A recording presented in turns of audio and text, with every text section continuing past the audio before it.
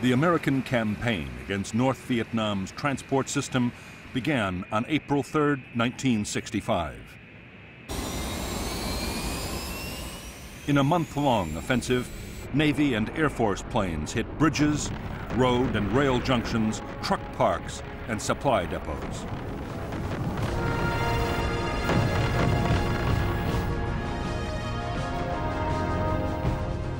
For the Americans, one of the most important targets was the Ham Rung Bridge across the Song Ma River. The bridge was a choke point for troops and supplies moving southwards.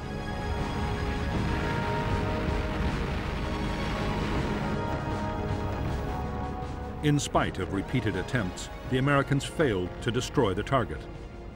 2 U.S. planes were lost to MiG fighters and more to anti-aircraft defenses.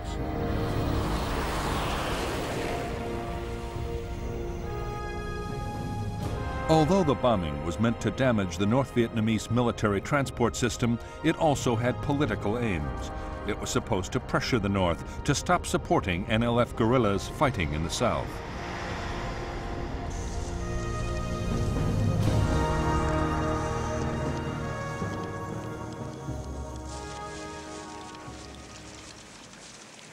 In spite of the mounting damage, Ho Chi Minh, the northern president, was defiant.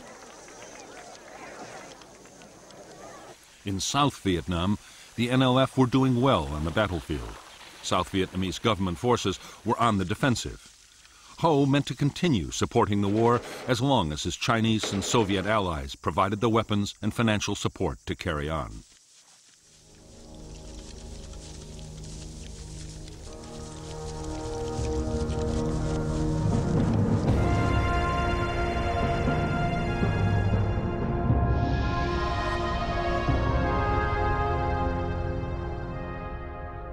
North Vietnam's war materials from the Soviet Union and China came overland by rail or by sea into the major ports of Haiphong, Hong Gai, and Cam Pha.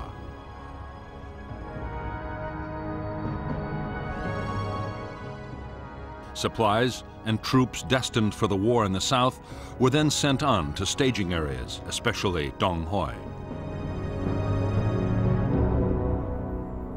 From there, they traveled into Laos by truck and bicycle and down the Ho Chi Minh Trail into South Vietnam. More troops and supplies went south by sea.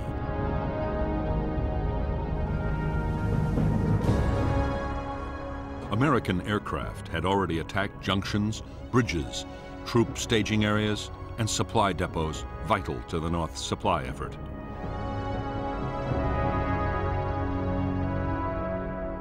However, the northeast quadrant, with the population centers of Hanoi and Haiphong, would be left alone for the time being, at least.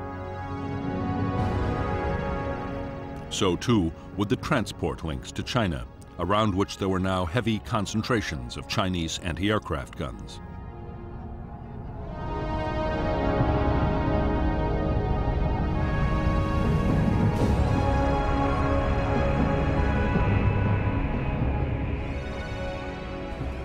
As the Rolling Thunder campaign continued, opposition to the bombing grew in the United States and around the world.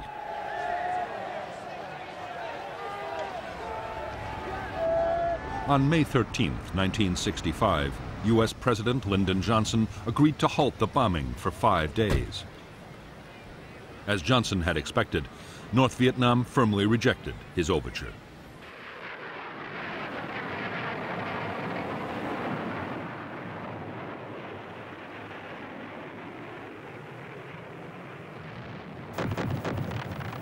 In the months that followed the bombing pause, Rolling Thunder attacks were steadily intensified. Transportation was still the top priority, but the list of targets approved by the White House was steadily broadened. The planes also began to range further north than before.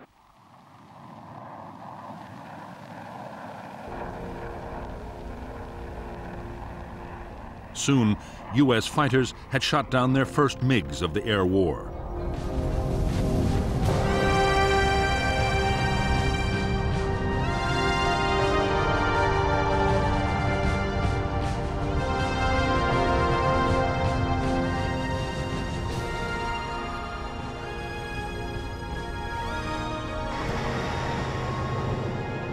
By July 1965, a ring of Soviet-supplied surface-to-air missile batteries surrounded key sites in North Vietnam.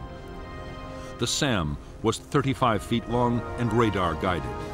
It could hit a target 20 miles away and was one of the most advanced anti-aircraft weapons in the world.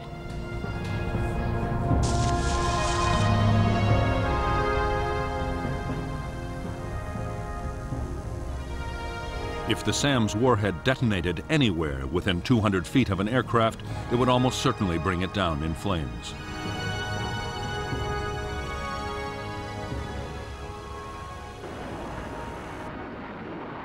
The missile defenses destroyed their first U.S. aircraft in late July 1965. In the coming months, 1 in every 20 SAMs fired would hit its target.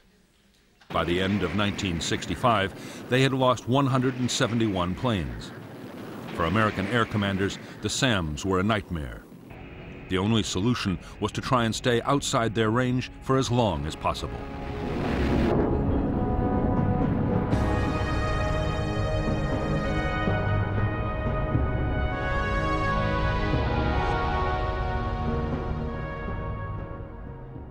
American aircraft were now attacking some carefully selected targets inside the northeastern quadrant of North Vietnam.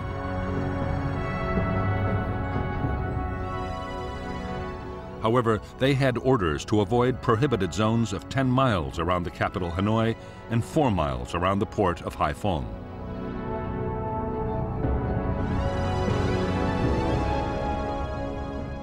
In bigger zones around both cities, attacks were severely restricted, and the aircraft also had to stay out of a buffer zone along the border with China.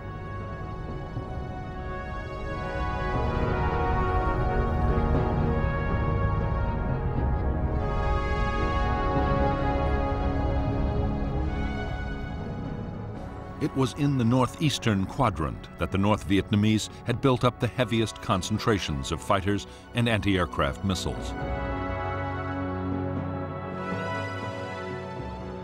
The Americans knew the operating ranges of the MiGs and the SAMs.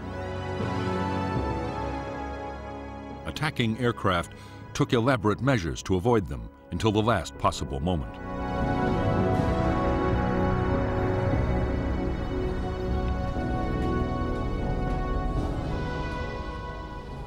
SAM missile sites were hard to find and even harder to destroy.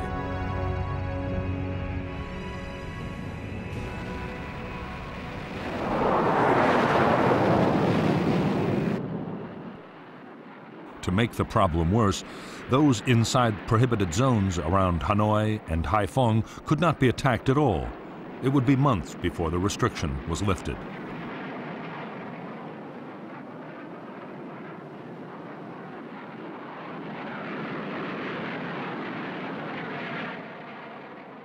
Avoiding SAMs posed its own dangers for American pilots. The missiles were most dangerous to planes flying at 20,000 feet or above. A low-flying aircraft was less at risk, but then it was inside the range of the anti-aircraft guns.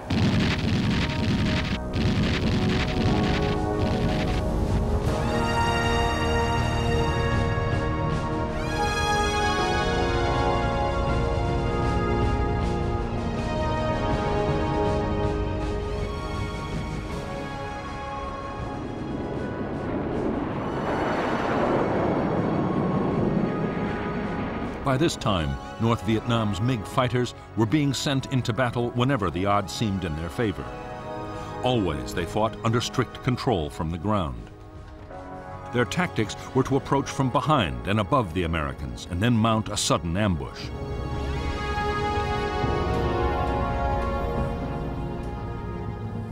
To the intense frustration of U.S. air commanders, American planes were strictly forbidden to attack North Vietnamese fighter bases. The fear in the White House was that Chinese or Soviet advisors might be killed, provoking retaliation.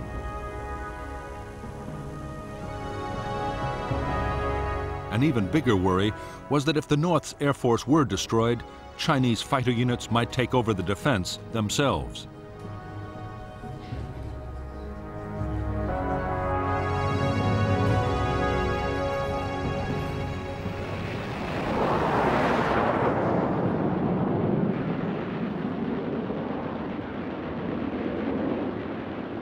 By September 1965, MiGs had destroyed 11 U.S. aircraft in combat, but more than 20 MiGs had been shot down by American planes.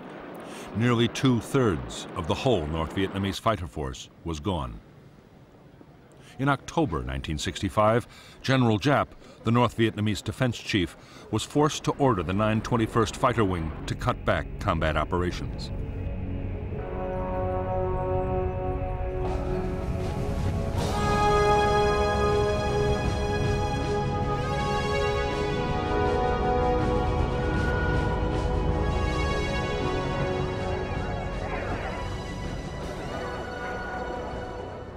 On December 24, 1965, President Johnson announced another temporary halt to the bombing of North Vietnam and offered talks. Meanwhile, the war in the South was gathering pace. By the start of 1966, 184,000 U.S. troops had arrived in country.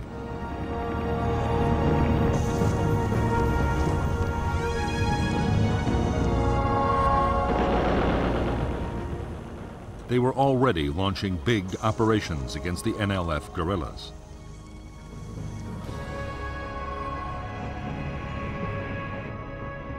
Months before, American leaders had decided that the air war in the South would, if necessary, take priority over operations against the North. Hundreds of transport aircraft and fighter bombers supported American troops. Strike aircraft could be called in by any combat unit in the field. Time after time, their bombs, rockets, and napalm saved American units being overrun by the Viet Cong, but they also hit thousands of civilians in their homes.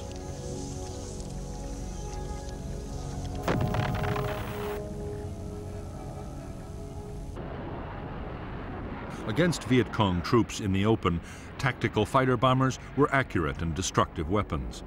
However, against fortified guerrilla bases spread out under the forest canopy, they were almost useless.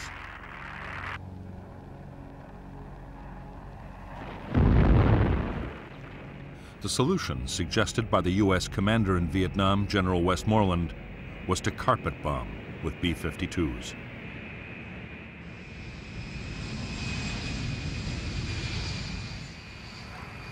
The B-52 could carry 51 750 and 500-pound bombs, a 13.5-ton payload. A modified version, the Big Belly, could carry 108 750 and 500-pound bombs, a massive 31.75 tons. A cell of 3 B-52s could obliterate an area 3 miles long and 2 miles wide.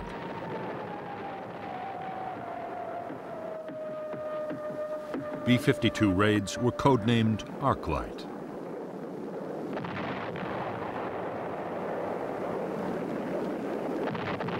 Each raid had involved a 12-hour round trip from Guam in the Pacific Ocean.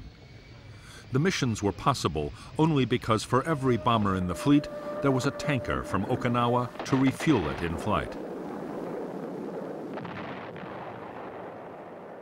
The mission of the B-52 force was soon broadened to include the Ho Chi Minh Trail in Laos and passes feeding the trail just inside North Vietnam.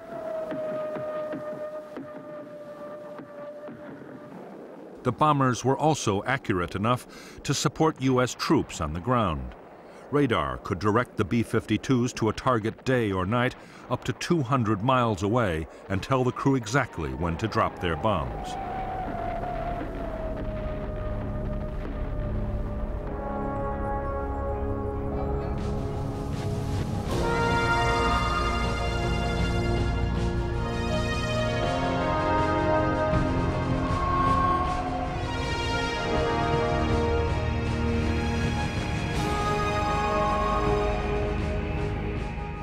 The pause in the bombing that President Johnson had ordered in December 1965 lasted 37 days. When the bombing restarted, it had coincided with appalling weather. North Vietnam was given a priceless breathing space in which to boost its defenses.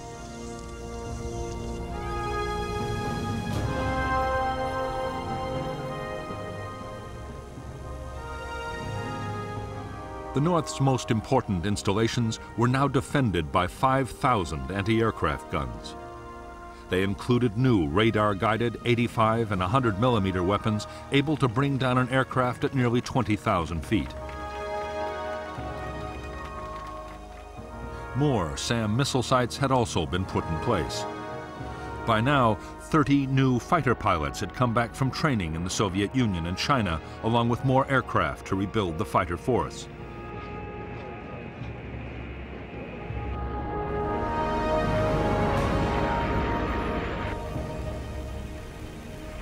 American aircraft losses were now 20 a month over North Vietnam.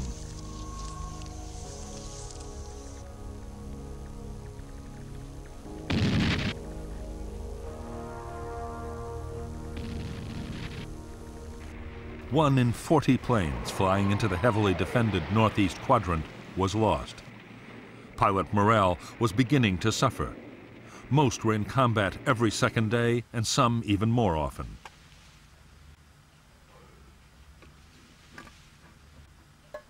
Realizing that dangerous problems were developing, the Americans moved to send more carrier pilots to Southeast Asia. They also overhauled the supply system.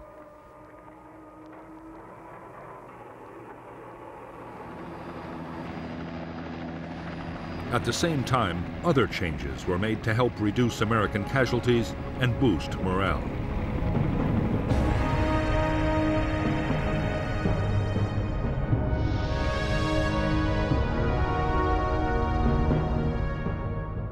In April 1966, Yankee Station and the carriers of Task Force 77 were moved nearer to North Vietnam.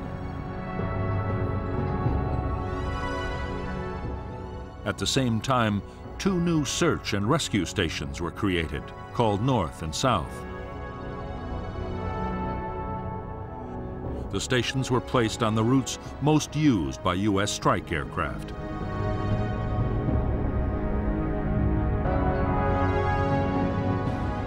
Up to now, U.S. Air Force and Navy planes had taken turns to hit different areas of North Vietnam.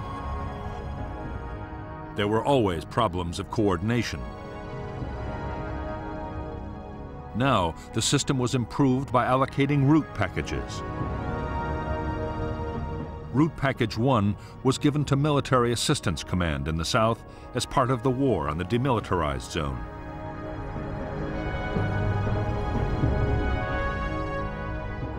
The Air Force was assigned Route Packages 5 and 6A.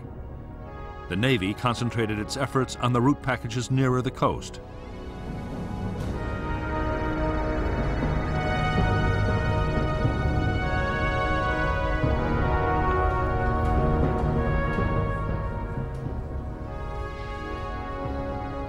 The route package system allowed American pilots to learn the defenses of their own target areas.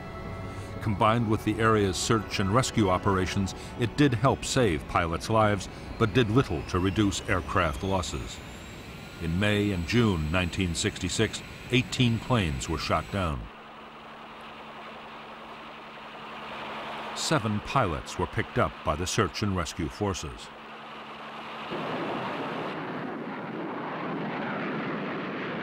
By now, every American raid included attacks to suppress anti-aircraft defenses. Strikes were also supported by a vast array of sophisticated technology. Early warning radar aircraft could alert pilots to MiGs or SAM launches. Electronic warfare planes tried to jam anti-aircraft radars. Wild Weasel strike aircraft, armed with the new Shrike radar-seeking missiles, were deployed to hit the SAM sites.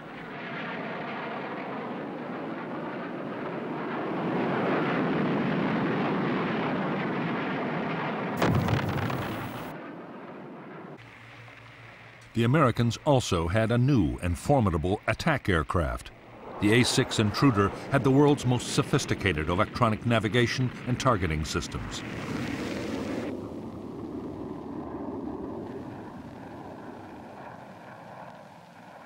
It could find and hit targets day or night in any weather and carried a 6.5-ton bomb load. In poor conditions, a pair of intruders could destroy a target that a normal raid of 100 aircraft might fail to hit.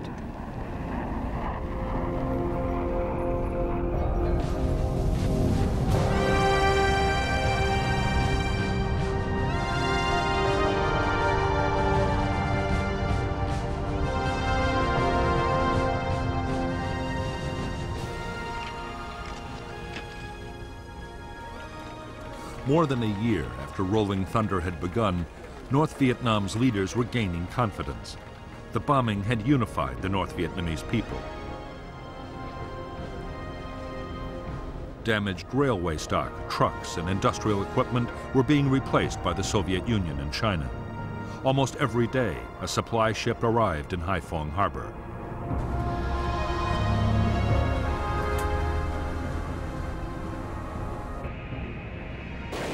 The Soviet Union had also supplied new advanced fighter aircraft, bringing the number of North Vietnamese planes to 70. The MiG-21 all-weather interceptor was able to fly at twice the speed of sound and was highly maneuverable.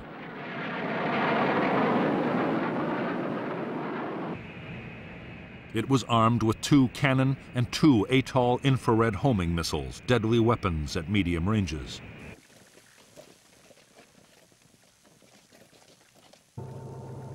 In spite of the American bombing, the North Vietnamese had actually increased the flow of men and supplies to the southern battlefield.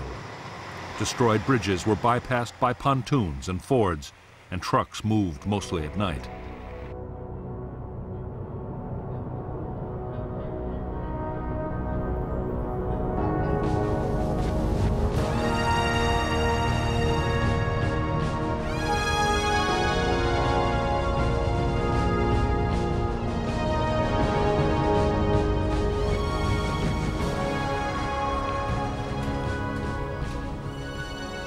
For months, the American Joint Chiefs of Staff in Washington had been urging the president to launch an all-out campaign against North Vietnam. Above all, they wanted to target petroleum and oil storage, the PAL system.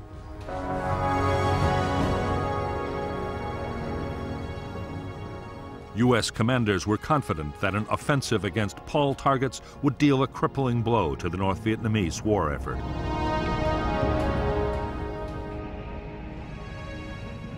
The offensive was put off again and again. President Johnson was waiting for an answer to peace feelers sent out to Hanoi. When there was no response, the president approved the attacks. The first PAL raids on North Vietnam's fuel storage system were launched on June 29, 1966.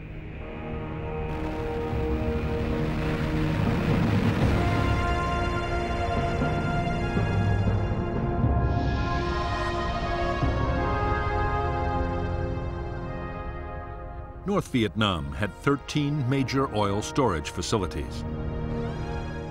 2 had already been destroyed and another badly damaged.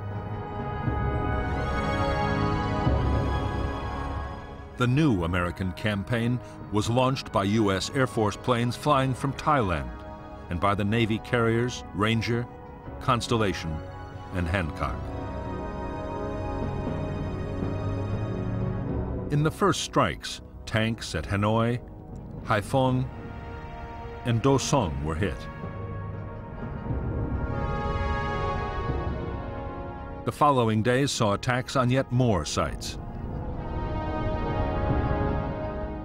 The remaining facilities and fuel-carrying trains from China were next.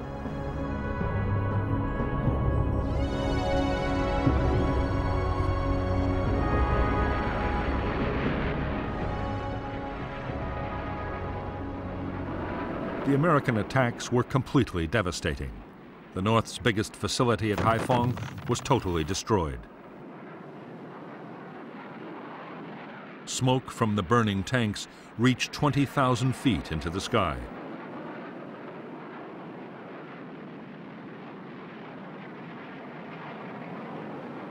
The PAL strikes lasted for several weeks.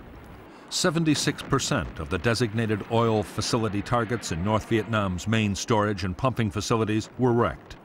So were half the barges used to ferry oil from tankers offshore. The reaction from North Vietnam's air defenses was furious. SAMs and anti-aircraft guns were reinforced as the raids went on.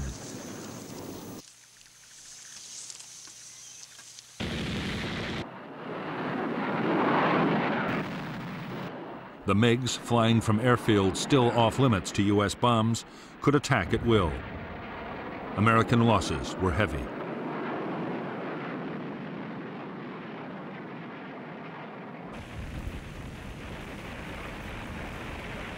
In spite of the massive size of the Paul campaign and the heavy cost in downed aircraft, the American raids had a limited effect. The big oil tanks had been destroyed, but long before, the North had dispersed its stocks in smaller tanks and bunkers. Some had been hidden in residential districts, places the Americans might avoid attacking. The Americans launched a massive effort to try and eliminate the dispersed oil stocks.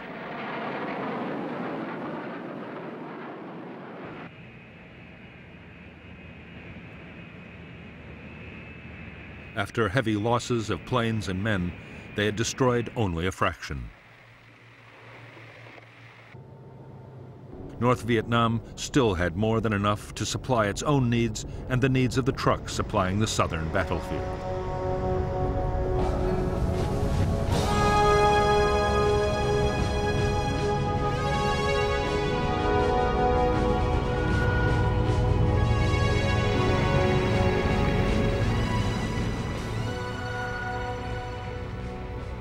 In October 1966, the U.S. Defense Secretary Robert McNamara paid a visit to the American carrier fleet off the shores of North Vietnam. With him was General Wheeler, the chairman of the Joint Chiefs of Staff, and Admiral Sharp, the Pacific Fleet commander.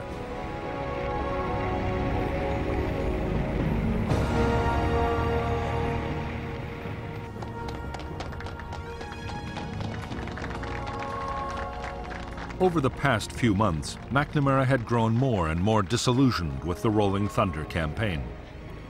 The North Vietnamese still showed no signs of abandoning the war. The failure of the Paul offensive had been the final straw. By now, the cost of Rolling Thunder had soared to $1,247 million, and more aircraft and crew lost every month.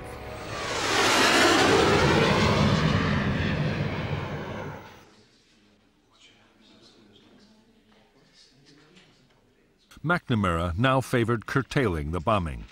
He argued that U.S. aircraft should concentrate on attacking the supply routes from North Vietnam to the south, at a much lower cost in lives and cash. Military leaders were dismayed.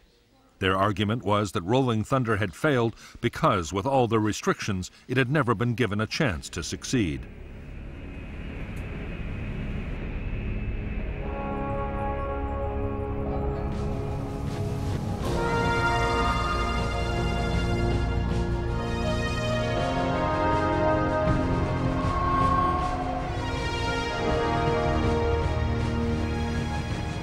During 1966, as Operation Rolling Thunder intensified, American and Australian warships joined in the campaign against North Vietnam.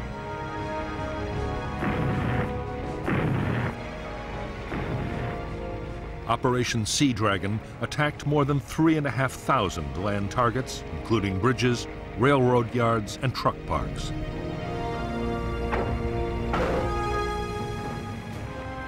More than 300 coastal defense and radar installations were damaged or destroyed.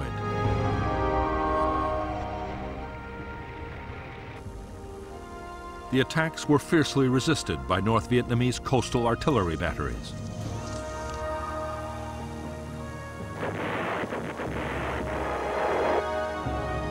During the 2 years of Sea Dragon attacks, the guns would hit 19 ships. None were sunk, but several suffered serious damage. In early February 1967, President Johnson declared a 6-day halt in attacks on North Vietnam. The North Vietnamese immediately raced supplies and men to the south, as they had done during every pause before.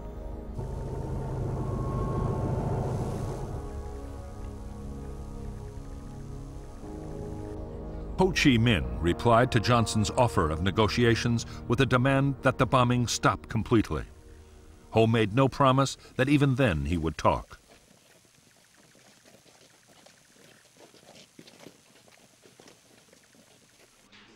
Ho's rebuff left Johnson frustrated and angry. It was now a contest of wills. To increase the pressure on North Vietnam, Johnson sanctioned attacks on a new list of bombing targets.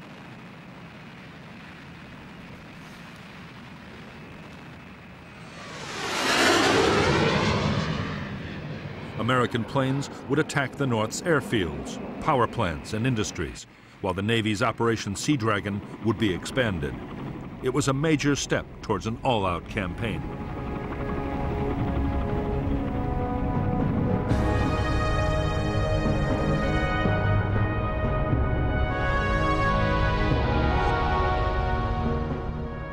The U.S. and Australian warships of Operation Sea Dragon were allowed to extend operations from 19 to 20 degrees north.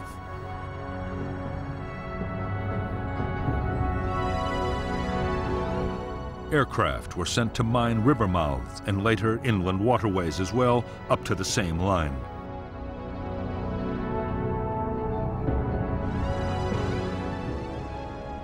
Haiphong Harbor, however, the North's most important port, would not be mined until 1972 to avoid the risk of sinking Soviet ships.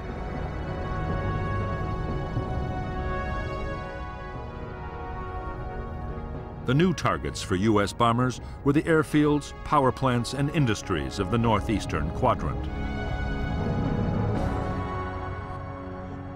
Some targets were inside the previously prohibited zones around Hanoi and Haiphong.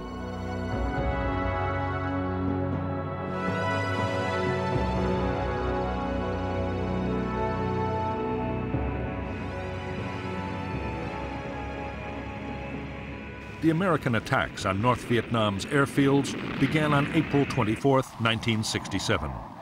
By the end of the year, all but one of the North's MiG bases had been hit. The attacks inflicted heavy damage on runways and installations. There were furious air combats over Hanoi and Haiphong as every available MiG was thrown into action.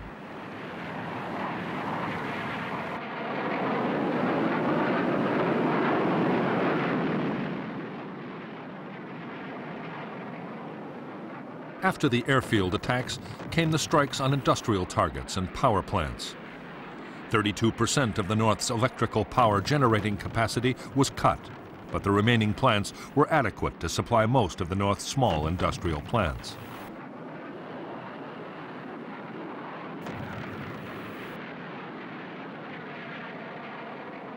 By now, the weather had improved, and the bombers now ranged freely, hitting old and new targets again and again. In May 1967, as desperate battles raged in the skies over Hanoi and Haiphong, the Americans shot down 26 North Vietnamese fighters. North Vietnam's pilot strength had been halved.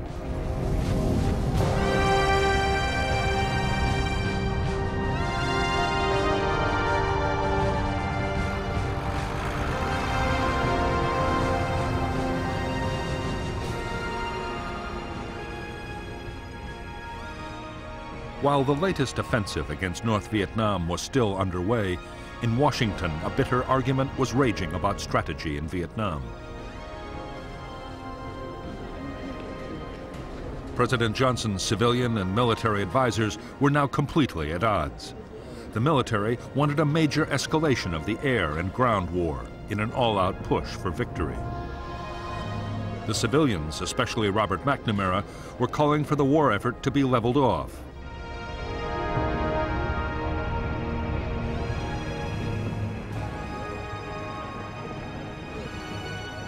In August 1967, the pressure on President Johnson to side with his military commanders sharply increased. A Senate subcommittee was about to call for much heavier bombing of North Vietnam. To head off criticism, Johnson approved a sharp escalation in Rolling Thunder.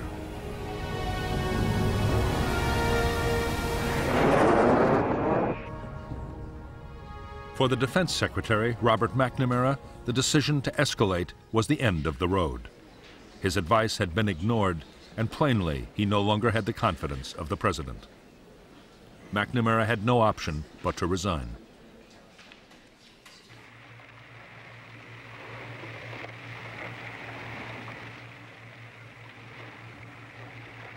American aircraft now hit a whole list of previously banned targets, including power plants and rail yards inside the Hanoi Circle. The Paul Doumer Bridge linking Hanoi and Haiphong was attacked and 2 of its spans dropped into the Red River. However, engineers hastily carried out temporary repairs, and the bridge continued to carry traffic until it was hit again in October 1967. Targets inside the Chinese border buffer zone were also hit. American planes attacked to within 8 miles of the frontier. 2 American aircraft strayed into China and were shot down by Chinese MiGs. The attacks of late 1967 were so intense that for a time the northern air defenses ran desperately short of SAMs and anti-aircraft ammunition.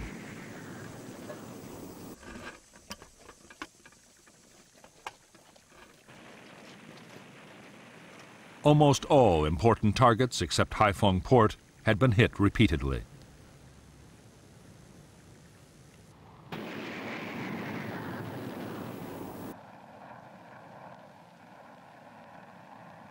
The Americans were now using a new generation of smart bombs, including the Walleye television-guided weapon, which had been operational in Vietnam since 1966. It took many fewer aircraft to destroy a target, which meant in theory that precision attacks could be made, even in densely populated areas. There was little the North Vietnamese air defenses could do to stop the havoc. However, northern leaders still had no intention of giving in to U.S. demands. In their view, the best way of stopping the bombing was to win the war in the South in the shortest possible time.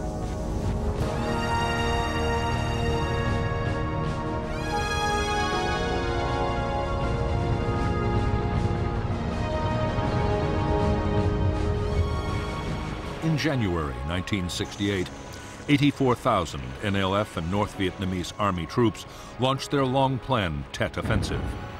They attacked towns and cities all over South Vietnam and held huge tracts of Saigon, the capital, for weeks.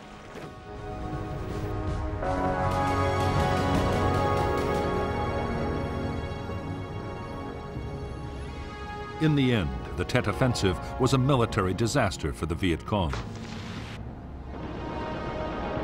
40,000 were killed in more than a month of savage fighting.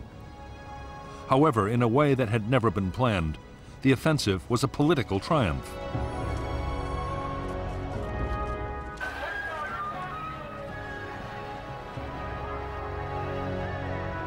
In the United States, public opinion had been turning against the war for months. The sheer scale of the latest offensive now seemed to confirm that U.S. strategy had failed. The pressure on President Johnson to look for a negotiated settlement grew irresistible.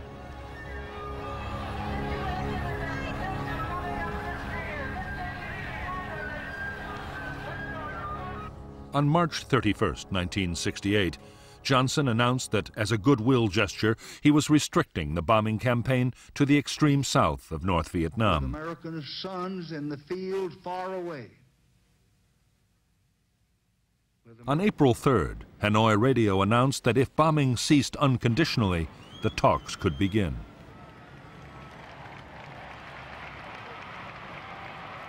The Paris peace process began on March 10, 1968. Almost at once, they stalled hopelessly.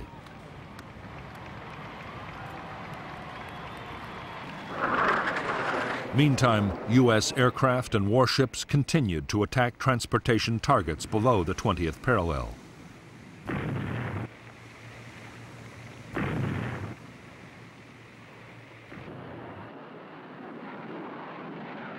In October 1968, after several months of wrangling and on the eve of the U.S. presidential elections, there was a breakthrough.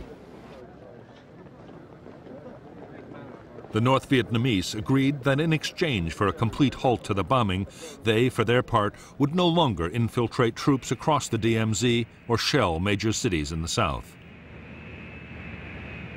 Johnson knew that being seen to oppose peace could damage his party's chances in the coming elections.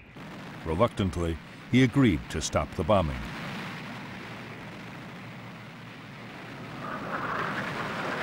Operation Rolling Thunder came to an end on November 1st, 1968, after 3.5 years. The campaign had cost more than 900 American aircraft. 818 pilots were dead or missing, and hundreds were in captivity.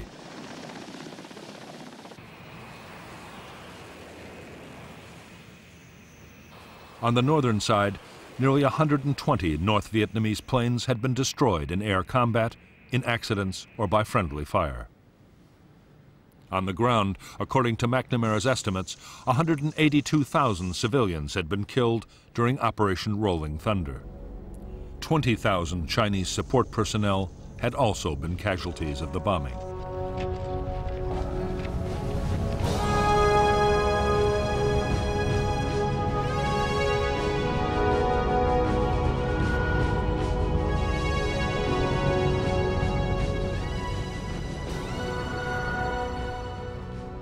With the end of Rolling Thunder, North Vietnam immediately set about rebuilding its shattered transport system. In spite of the talks still going on in Paris, the Northern commander, General Giap, was already planning his next offensive in the south. He sharply increased the flow of supplies and men down the Ho Chi Minh Trail. With thousands of U.S. aircraft and pilots no longer tied up attacking North Vietnam, U.S. commanders could concentrate massive air power on Laos. The main aim was to find and destroy the truck convoys moving south. Special forces teams had always scouted into Laos to guide attack aircraft onto targets. But by this time, the U.S. had also deployed the world's most sophisticated electronic surveillance system.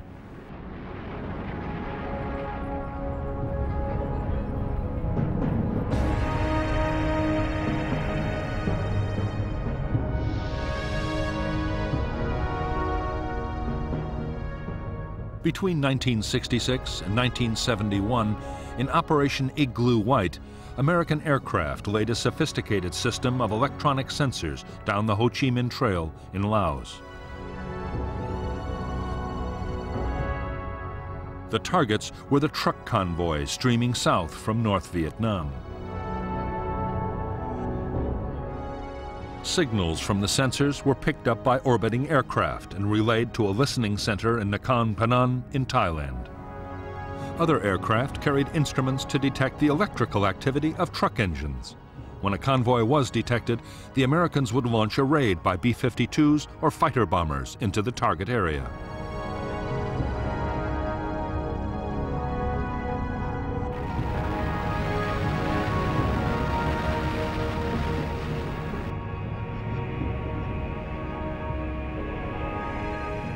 In 1968 alone, U.S. strike aircraft flew 88,000 strikes against targets in Laos. The planes dropped high explosives, cluster bombs, and mines. They were also equipped with new, highly accurate laser-guided bombs.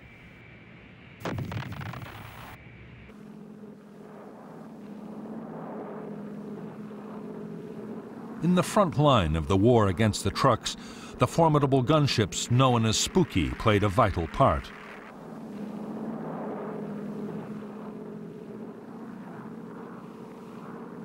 The gunships carried 3 miniguns, each able to fire 6,000 rounds a minute. Flying in a circular pattern over the target, the gunship would rain down an awesome weight of fire.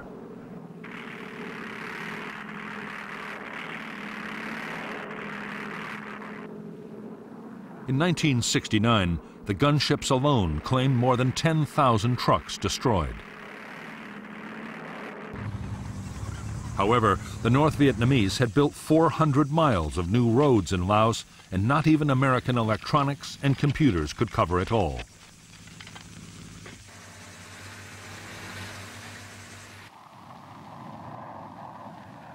Still, U.S. aircraft would drop 750,000 tons of bombs on Laos, 10 times the weight dropped on Japan in World War II.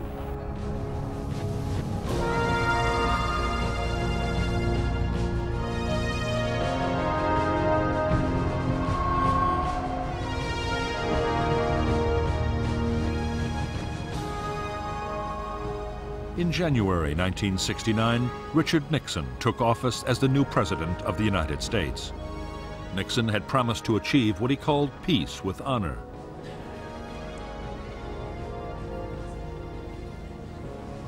The aim was to negotiate a settlement that would allow the 500,000 U.S. troops in Vietnam to be withdrawn, while still allowing South Vietnam to survive.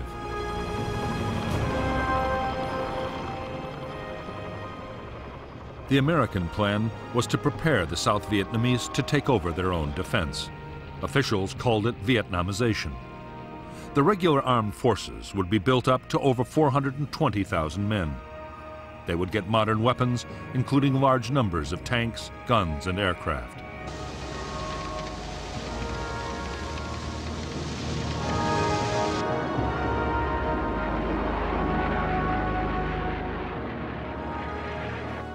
The North's strategy for 1969 was to keep up the pressure in South Vietnam. While negotiations were going on, they meant to improve their position on the battlefield.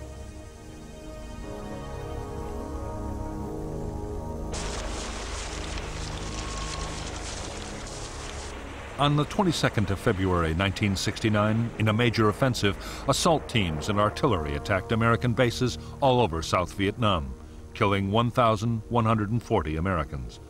At the same time, in an echo of Tet a year earlier, 100 towns and cities were hit. The American reaction was swift. Arc-light strikes by B-52s were launched on guerrilla base areas. Armor-piercing bombs dropped from 30,000 feet annihilated bunker and tunnel complexes.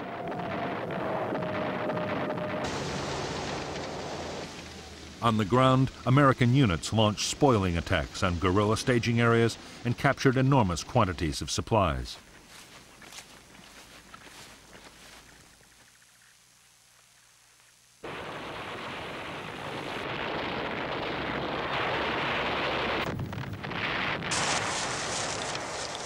The heaviest fighting was around the capital, Saigon, but fights raged all over South Vietnam. In the first 3 weeks of battles, the Americans lost 1,100 men. However, American artillery and air power overwhelmed the Viet Cong offensive.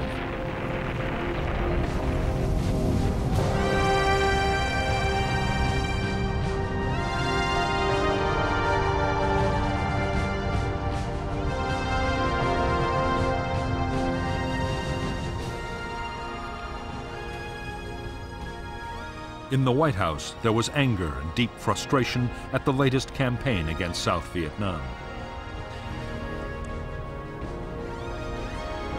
President Nixon and his advisors were determined to retaliate to show that the U.S. was serious about defending its ally. The problem was that going back to bombing North Vietnam would cause an outcry in the United States.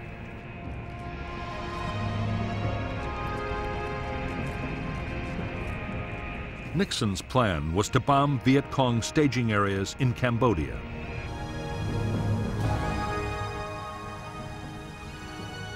For years, they had been the springboards for attacks against Saigon. These jungle areas held tens of thousands of troops and vast stores of supplies and weapons.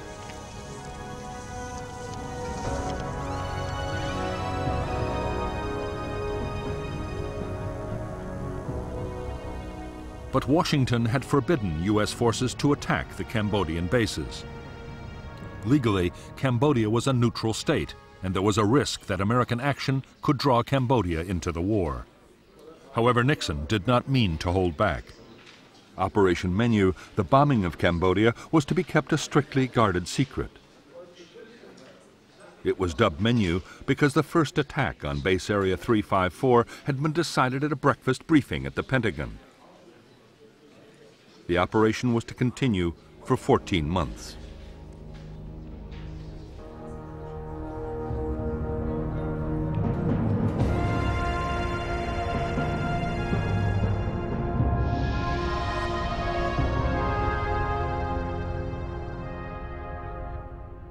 As well as the Ho Chi Minh Trail running from North Vietnam, NVA forces were also supplied by North Vietnamese and Soviet ships, which were allowed to dock at Sihanoukville.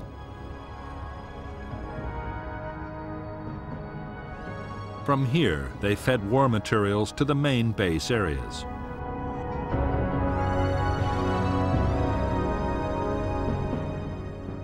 The biggest Viet Cong strongholds were west and north of Saigon, in the areas known as the Parrot's Beak and the Fish Hook. The bases were run by North Vietnamese troops and the NLF.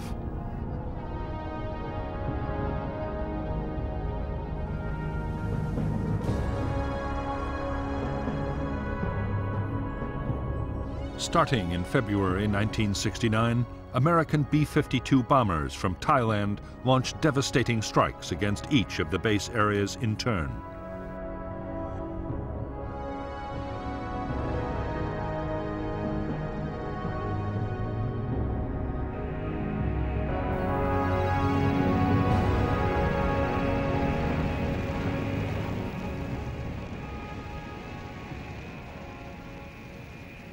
Operation Menu saw more than 4,000 B-52 missions, dropping 120,000 tons of bombs.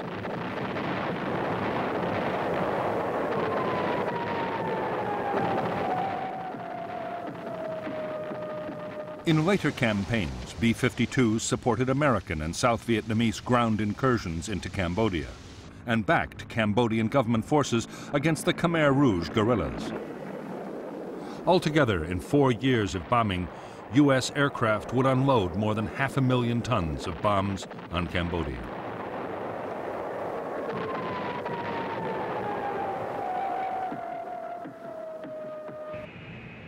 On orders from the White House, extraordinary measures were taken to keep the Cambodian bombing a secret. Defense Department officials always claimed the raids were over South Vietnam. Because the planes were guided to their target by radar at the Bien Hoa air bases, and orders to drop the bombs were also issued from there, often the pilots themselves did not know they were bombing Cambodia. Those that did were ordered to falsify their flight logs upon returning to base to maintain the secrecy.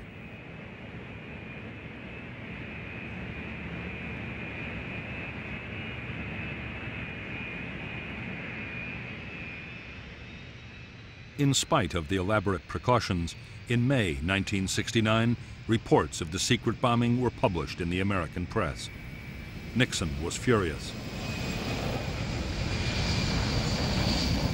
Only recently, the American public had learned of the My Lai massacre, in which over 200 South Vietnamese villagers had been killed by U.S. troops back in 1968.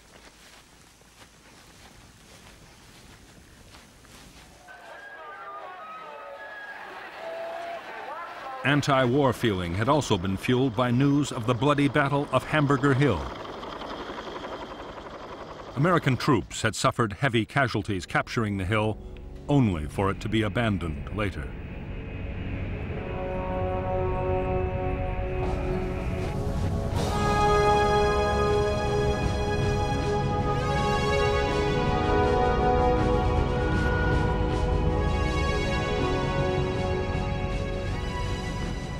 On June 8, 1969, President Nixon met with South Vietnamese President Nguyen Van Thieu on Midway Island in the Pacific.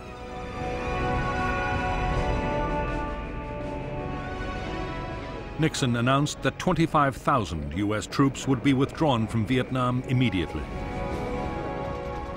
The 9th Marines would be the first to head for home. It was the first U.S. troop reduction in the history of the war in Vietnam.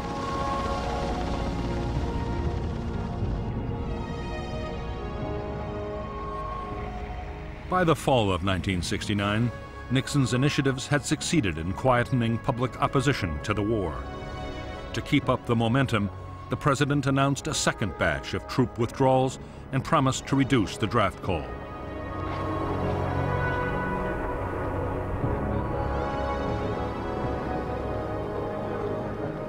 In October 1969, an opinion poll gave Nixon an approval rating of 71%, an almost unprecedented figure.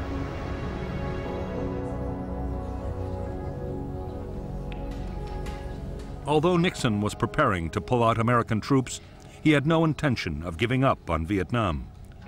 His plan was that even when most American troops had been withdrawn, Americans would continue to supply, train, and arm the South Vietnamese.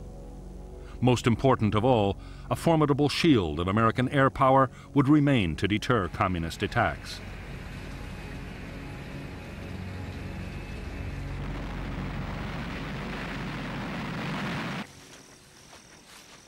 As ground combat in South Vietnam fell to its lowest level in 6 years, the prospects for success looked increasingly good in Washington. What U.S. officials did not know was that in North Vietnam, the greatest offensive of the whole war was being prepared. The plan was to use nearly 200,000 troops and hundreds of tanks in a full-scale invasion of South Vietnam.